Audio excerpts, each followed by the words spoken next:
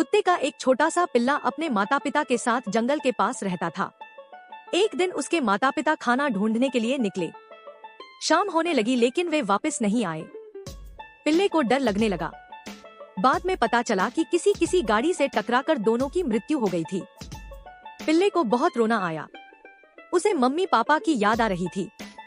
रोता रोता वह जंगल की ओर चल पड़ा। तभी उसे एक हिरन मिला। हिरन को उस पर दया आ गई और वह पिल्ले को अपने साथ ले गया।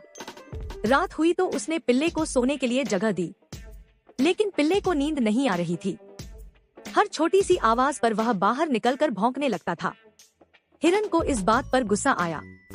उसने कहा, अगर तुम ऐसे ही बार बार बाहर जाकर भौंकोगे तो शेर को पता हमारे बारे में पता चल जाएगा।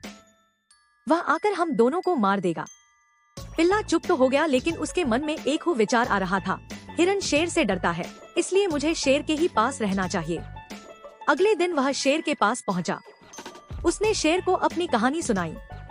उसने शेर से प्रार्थना की कि वह उसे अपने साथ रहने दे। शेर को पिल्ले पर दया आ गई। वह राजी हो गया।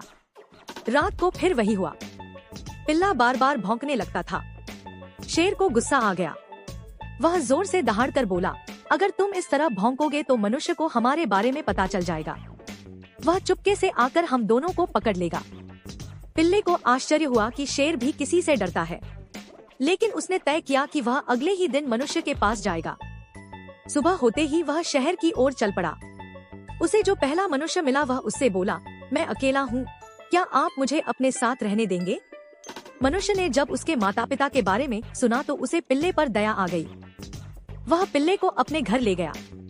रात हुई और पिल्ला अपनी आदत के अनुसार बाहर जाकर भौंकने लगा, लेकिन मनुष्य नाराज नहीं हुआ, बल्कि वह खुश हुआ। वह अब निश्चिंत था कि यदि कोई चोर उसके घर में आएगा तो कुत्ते से डरकर भाग जाएगा, साथ ही कुछ गड़बड़ होगी तो कुत्ता भौंकेगा और उसकी नींद भी खुल जाएगी। इस तरह मनुष्य और कुत्ता दोस्त बन गए।